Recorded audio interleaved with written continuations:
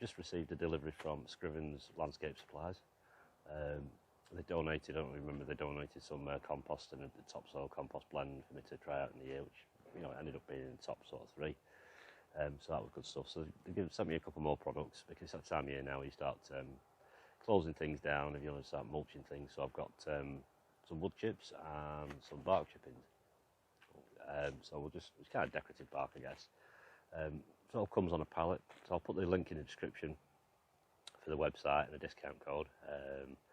They'll give you 10% off, something like that. But it comes, I mean, you can buy it singly or loose load, but I think most of the time it's better like this. It's in individual bags.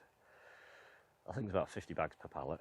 And it's all been wrapped, and it comes with like capping on it, which is a great idea, because it's been stored for any length of time and it gets wet, it gets heavy. So I mean, it's bone dry, nice and light.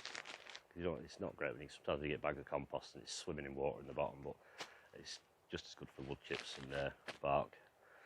So yeah, but now, I mean, if you've got good access to where you're growing or your garden, then you can get it pretty much drop right by it. But I've only got like a little underpass to get through, so I've got to carry this. So I'll probably do this over a few days, I think. So a big thank you to Scrivens again, and I'll take a couple of bags through and I'll have a quick look. Like I said, it's just a little video to say, you know, I'm going to be testing this stuff out, and we'll see how it gets on and different ways you can use it, rather than using the conventional, you know, like plastic sheeting and things like that. And you know, there's other uses for it as well. You know, I mean, especially wood chips, it's all dual purpose, because it has affects the pathway, and as it naturally breaks down, it feeds the soil, or you can pop some in your compost bin as well. Nothing goes to waste. It all comes from ground, so it all goes back. You know, and like I say, I think it's very competitive price-wise compared to a lot of companies, because you're getting a nice plain white plastic bag, which is black on the inside. A good size for actually using the little kind of potato growing bags, to be honest. Plug a few holes in the bottom. You know, so keep some of the bags handy for clearing things, and you know, and also cutting open and laying out as like some, you know, sort of weed suppressant if you want to use it like that. So we'll get it all fully stripped off, and then take a couple of bags around the back and we'll have a look. Well, I've got a couple of bags that I brought around there, just one of each. I've actually got a bag of the previous stuff I've got off them, which is the topsoil blend and the green waste compost. Both good stuff, you know, they work fine. So we'll have a look at the see which one's which first. Feeling this will be wood chips, maybe.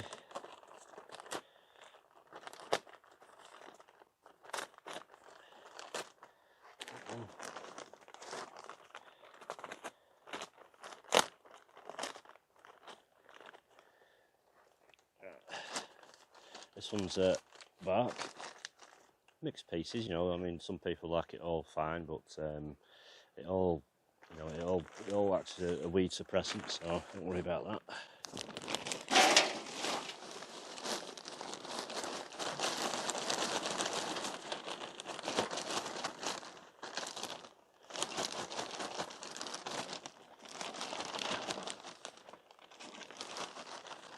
You know, it's deceptive. You get a bag, how much is actually in it? Quite a lot in that. Say, mixed size. It's got all the small stuff and the bigger stuff, so obviously throughout the year or the winter time, you know, the small stuff will get washed through, and then your bigger particles will lay on the top, which basically starts to feed the soil, and then you get that all the fungus network starting, and which is like your wood chips. Mixed size, you know, you could try and riddle them smaller, but it all breaks down over time, so it works as a mulch for a bed, you know, and you put it in your paths, and once it starts to break down, rake it off, put it onto your beds. Like I say, you know, you can put it directly on top of your beds like that, not too deep. You don't have to worry about it burning the roots or, you know, deprived it of nitrogen, because your roots are actually below, so it's only that point of contact where it tends to use up a bit of nitrogen. You know, if you're that concerned about it, you could put a thin layer of grass clippings on top of the soil and sit it on top of that if you wanted to.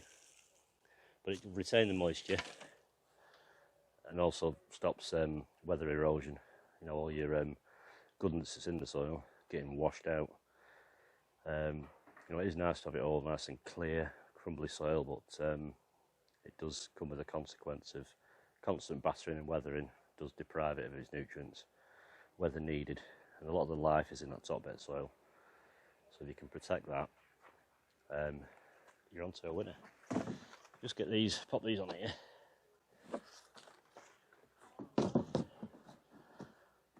So I'm going to tip all these bags out. Yeah. So this is the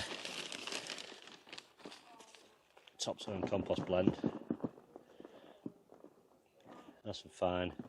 What I tend to do is you get the bag and you just roll it around to crack it up a bit, and then obviously when it's been stacked on a pallet, soil or compost, it does compact down a bit, but it's not wet and horrible. You know, that's good stuff, it works fine.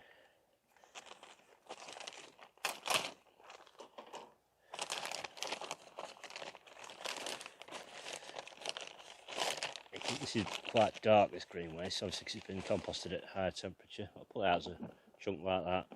It's no problem at all to just crumble down.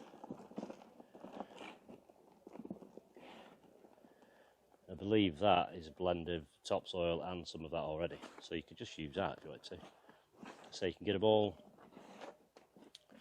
from the Scrivens website, which obviously I'll put them in the description below, all the links, with a discount code, and you can take a look at the site. And if you want any products, that time of year now, you can start bringing some products into store, and you've got the winter months to start prepping at your own pleasure, you know, leisure like, you know. So you've got a nice day, you can go and do a bit. Saves all the rush next year when the ground's still wet. You can get things applied, covered up, you know, if you finish growing, and it can all start working its magic into the soil next year. But you can still mulch around plants now with soil or compost, and it'll all feed the next year. So like I said, just a quick video just to basically show you these products and how you can go about getting them. And a big thanks again to Scrivens for actually you know, being up for donating this stuff to actually try, because it is sometimes, you know, some companies you'll try something and it's not for you, but at least if I'm trying this, you get a rough idea, you know, how it works. And I have no qualms with using any of this stuff at all. You know, it doesn't have to be super fine, it doesn't have to look pretty to the eye so much, because your plants don't really mind, they're not that bothered, because you can get some seeds, throw them out on some rough soil and they'll germinate better than the ones that you've pampered. You know, it's just nature has its thing. You can't control it, but you can just kind of work with it. And these are all a natural product, so there's nothing been added, nothing that you wouldn't ever find. You know, I mean, you've got, this is all basically what's grown in people's gardens and kitchen waste and stuff. And then this is, you know, soil that's been dug up, screened. It's all been checked, so it's all been stored for a long time, this stuff. So it has to go through some sample checks to make sure there's nothing untoward with it. So as far as I know, they're all certified. And obviously this stuff, trees, it's all natural products. There's nothing going in the ground that's going to be bad for the ground. Certain things might make it a bit more acidic, you know, it depends on what sort of chips they are, but like I say, nature has a way of balancing it, balancing everything out over time. So thanks for watching, take care, and I'll see you next time. See you now, bye-bye.